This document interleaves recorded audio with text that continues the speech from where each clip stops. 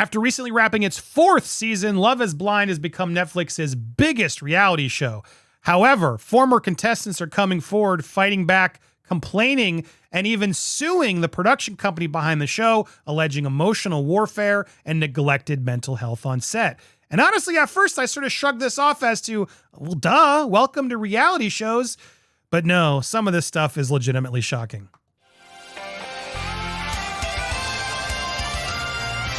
Welcome to Popcorn Planet. I am Andy Signorn. If you know me, you know I'm a reality TV junkie. I've seen many shows in my day, from Top Model to Top Chef to Project Runway to Survivor to Big Brother.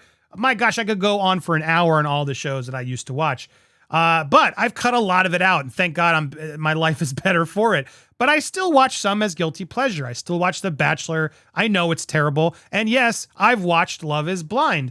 But even when I watched Love is Blind, which for those of you who are unfamiliar with this show, they put these contestants in these pods where they talk to people to try to find a wife, a love, and you don't get to see them. So you have an emotional connection. Look, I didn't believe it for a second. I was like, this is crazy. This show's nuts. This isn't going to create real love affairs. It's all just insane. But that's why we watch these shows, because we want insane drama, and I can't believe they're doing this moments. Let's keep it a buck, guys. That's why this show is popular, not because we actually want to see them find real love. I forget about all these contestants when the next season starts. But that's the sad reality of these reality shows, and you assume that the people know this going in. But this is a reminder that no, we need to warn everybody. Reality shows do prey on their contestants. Now, is that illegal? I don't think so. That's just all part of the production process. They want to create these shows to create the drama, to create these big moments. And yeah, they're going to isolate you. They're going to prey on your weaknesses. They're going to do whole deep dives on your psyche to figure out how to twist and push buttons to get you to lose it on the show so they get the waterworks. That's what these shows do. And yeah, it's awful. But I assumed we all knew this, and that's why you sign up for it. And like an example, The Bachelor, they do have therapists. From what I've learned, there are therapists on call. They have doctors on call and things that do attempt to help. Doesn't mean they're not still manipulating and doing what they can when they can, but they have buttoned up the operation a little bit more, so it's not like it's completely egregious. Well, apparently, according to these accusations, Love is Blind doesn't have that. They were pushing people to the brink of their anxieties, but also suicidal thoughts. That's not okay. The biggest shock to me, I want to start, there's a lot of accusations, and some of them which I'm like, whatever. Yeah, you're sleep deprived. Welcome to Hollywood. That is a legitimate thing that happens on all production sets. You stay up all hours. You have 20 hours a day. Imagine working it and not just sitting there eating food and talking to somebody. Imagine having to be a PA, a production system who's busting their ass for 20 hours a day, and you have to actually do it. No. So there's things in here that I do think are like, yeah, whatever. These aren't complaints. However, the biggest shock to me, which I couldn't believe it as I read it, the contracts stipulate that cast members must pay $50,000 in damages to the production company if they leave the show early without producer approval. Now take that for a second and think about it, because I never actually knew anything like this was in a contract. This makes it harder to approve of the show and what they're doing. You're going through this pressure. You're being pressured to marry somebody. You don't want to be there anymore. Oh, if you leave, we're charging you $50,000 because you just wrecked our show. Like, I understand what they're saying because they're investing, yada, yada, but these are human beings. Now, nobody has to marry anybody. You can just say no. You can sit there and be a bore on the show and just not participate anymore. It doesn't say you have to like do what they tell you to do. You just have to participate in the show. You can't leave the show. So for me, if I want to get out, I would just stop performing, right? That's what you do. If you want to get off these shows, how do you beat this? Don't talk. Yeah, I don't know. I'm going to give really short answers, be boring. I don't know. I don't really like you.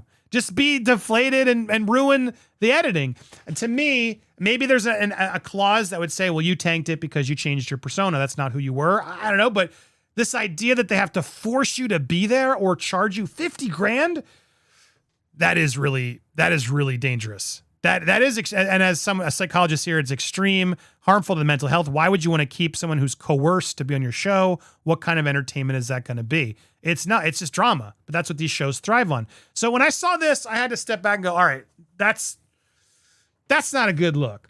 when you go through and you find out that they won't let people leave, even if they're having these tendencies, and it's a very long article, so I want to get to a couple of these pieces specifically.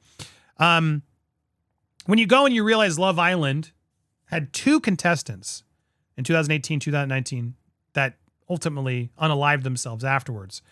You get the whole top model fiasco, which if you go through, that's really bad.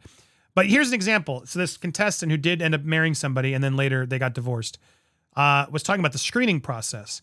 I joke, they don't want you to be too crazy, but just crazy enough, season 1 contestant Danielle said. She said she disclosed her history of mental illness and that she had attempted to unalive herself. In hindsight, she didn't think she should have been cleared. Looking back, I'm like, they only are doing that to check the box. They didn't actually care.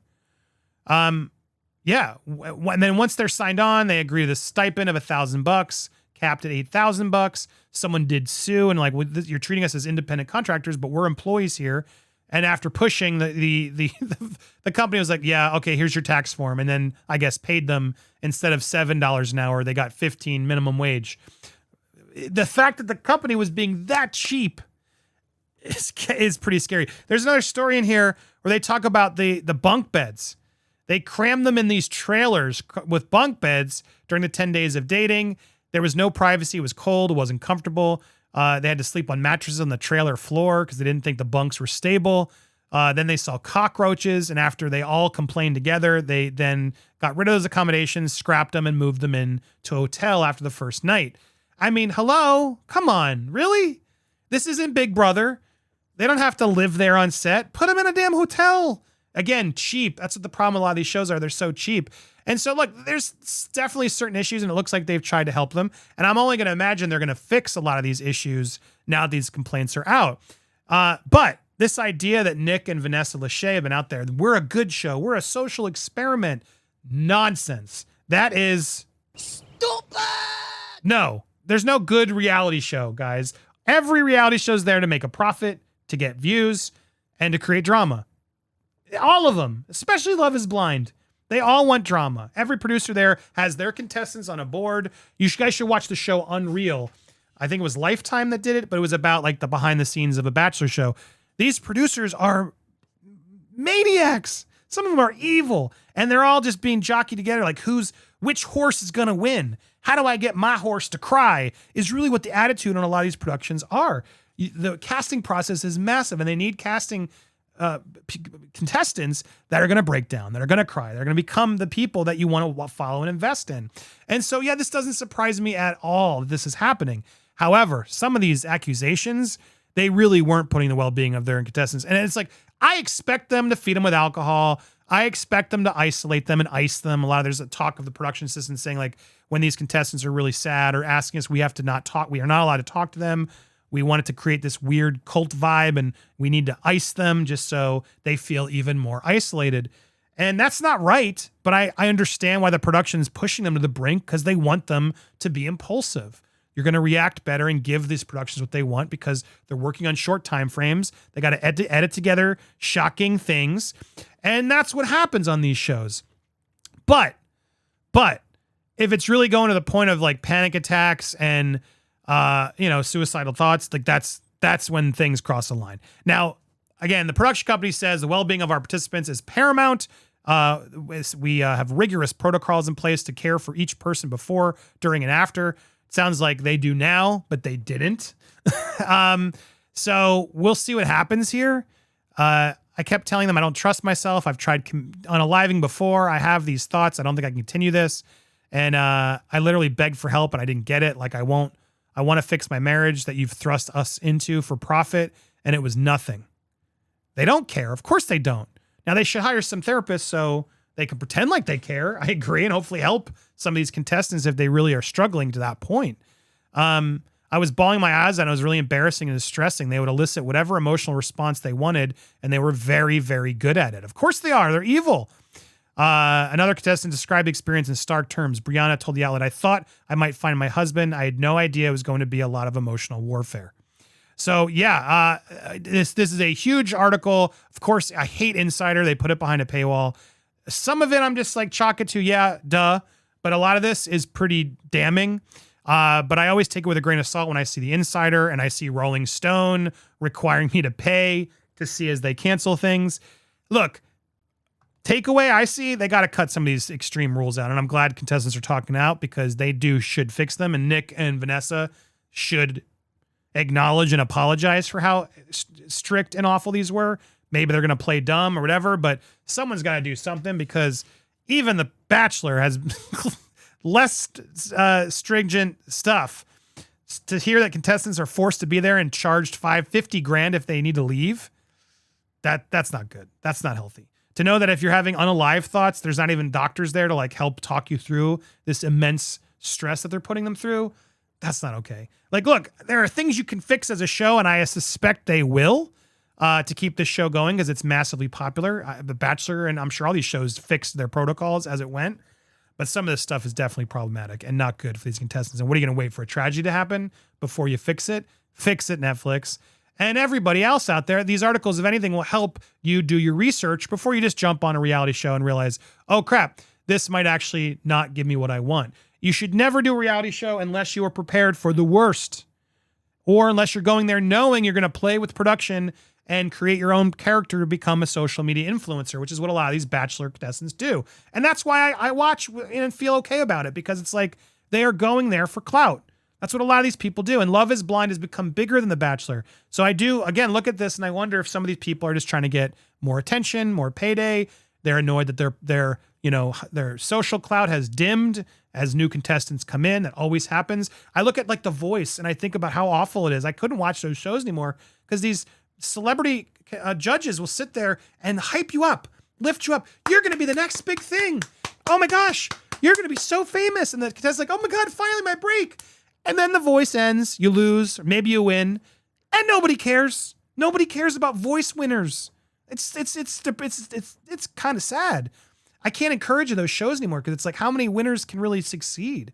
You got Kelly Clarkson, you got Carrie Underwood, you got a few of these American Idol contestants that did manage to make careers out of it, but mostly everybody else, and especially I'd say the new generation of American Idol and Voice and all these shows, they're not going to amount to anything. So it is sad. We got to start warning people in this new generation, I'm going to go on a reality show and get famous.